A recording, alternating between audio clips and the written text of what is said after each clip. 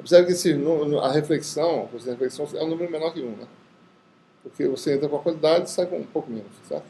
Porque um pedaço vai ser emitido, né? Então, é importante notar que essa relação é obtida, se vocês mexerem com as expressões aqui, tá certo? Elevar r ao quadrado, né? Somar com T2 vezes K2 sobre K1, vocês vão obter sempre essa relação. Isso independentemente da polarização, né? É sempre verdadeira essa relação aqui. Né? E isso é consequência da conservação de energia, certo? E aí que a gente tem que realmente tomar cuidado para equacionar as coisas direito, né? Então vamos considerar meio sem perdas, né? O que a gente sabe é que se você tem uma superfície fechada, qualquer que seja ela, né? O fluxo para fora dessa superfície ou para dentro, tanto faz, né? Dá zero. Fluxo de potência, né? Só teria algum valor na luz se tivesse consumo ou liberação de energia nesse meio. Como não temos perda, né? Então nós temos essa propriedade. Então vamos calcular aí, usando esse princípio básico. Né? Vou pegar, deixa eu fazer uma figura, pegar a figura mais melhorzinha, porque essa está descaracterizada.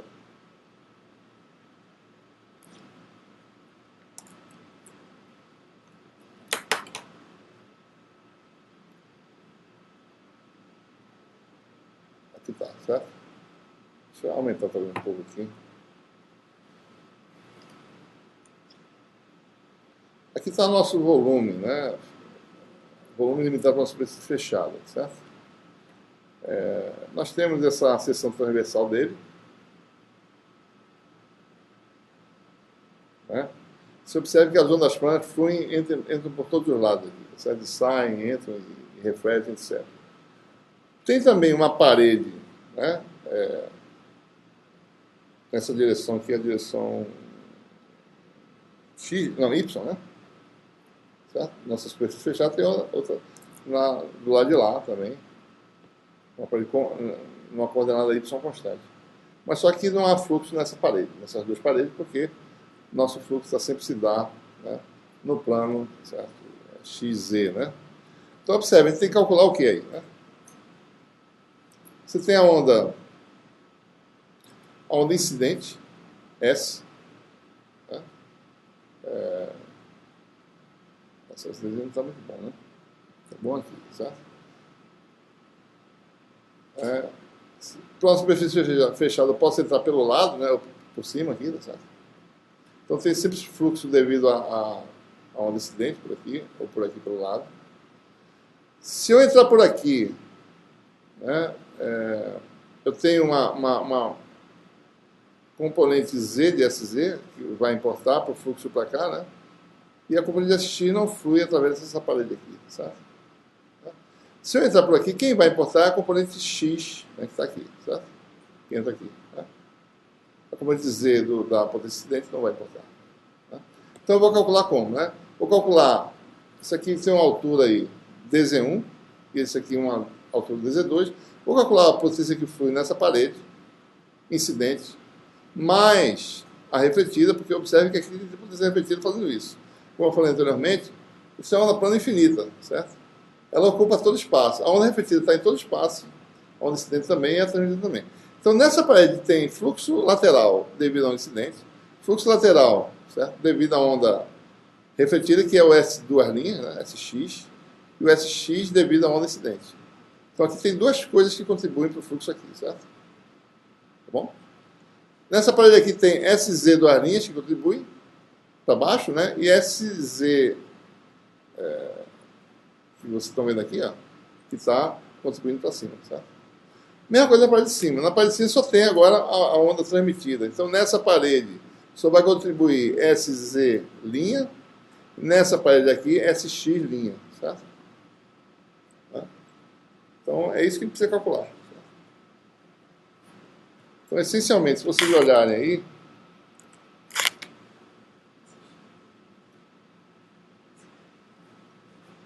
observe, né? Essa contribuição aqui, acho que talvez na outra seja melhor. Né? Deixa eu ver se eu posso aumentar um pouco aqui e ver melhor isso aqui. Essa figura talvez fique melhor se eu aumentar, né?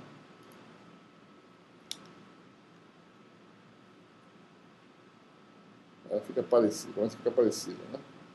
Professor, Oi. esse X, esse X de Hum. incidente foi feito. Mesma direção. É. O incidente faz isso. Então, 1 milhão de ondas planas, certo? Fazendo isso. A refletir faz isso. A componente X de cada um está assim, né? As duas.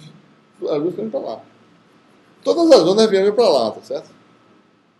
Que elas ficam casando com os seus contornos juntas, certo? Todas elas. Né? Incidente repetido e transmitido. Certo? Então todos eles têm uma componente X, que é para a direita, né? É X duas linhas, é X e X linhas. Então observe, né?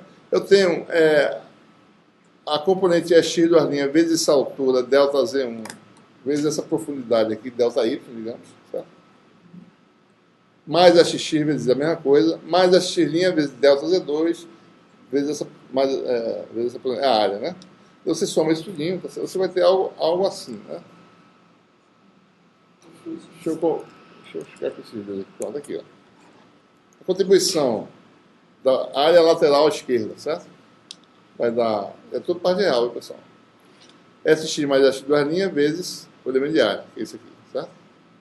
Na parte de cima, SX elemento de área, que é isso aqui. Tá? Aí é o que sai do outro lado lá, tá? Certo? Do outro lado. Sai isso aqui, né? Então, menos isso, certo? Menos a mesma quantidade, essencialmente, né? Menos, né? Algo parecido com o que nós temos aqui, ou seja, isso vai ter um cancelamento na realidade, né? O que vem aqui, sai lá, certo? É isso que a gente está mostrando. Daí você tem, esse termo aqui vem de onde, né? Isso aqui é do lado 1, né? O lado 1 é flui para cima SZ, para baixo SZ duas linhas. É repetido. Vezes a área, que é comprimento X aqui, comprimento Y, certo? Por essa área aqui. E na parte de cima, né? O que sai é exatamente isso, a Z' dx dy. Se a gente somar isso tudinho, você vai ter cancelamento e a gente obtém essa relação de conservação de potência. Certo? Ou seja, naturalmente as ondas já se cancelam, o que entra aqui já sai naturalmente. Certo? Então o que você tem que pensar é as componentes Z dos vetores de onda, certo? São relacionadas dessa forma. Tá? Então, essa é a relação que se obtém usando o teorema de Point. Certo? Essa é a relação fundamental para se poder calcular corretamente potência refletida e potência transmitida de uma onda, um feixe de luz ou outra coisa. Né? Bom, se o meio 1 não tem perdas, que é o que a gente está assumindo, a parte real de SZ é o próprio SZ, né? Onda refletida também, né? Tem a mesma característica. Então a relação a gente é ainda menos restrita, né? SZ da onda de entrada é igual a da onda refletida mais a parte real de SZ, certo?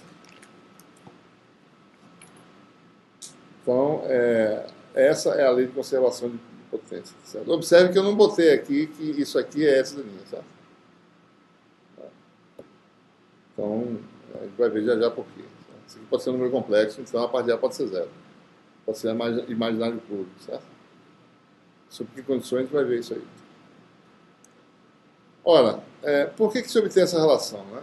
Basta você fazer um diagrama geométrico, certo?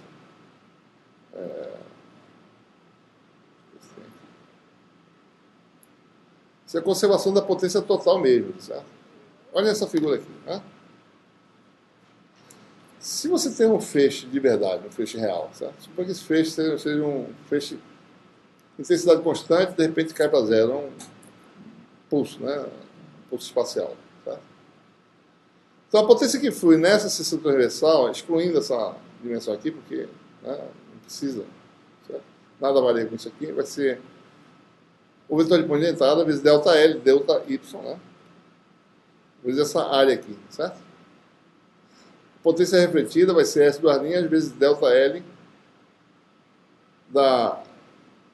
desse tamanho aqui. Olha, se esse tamanho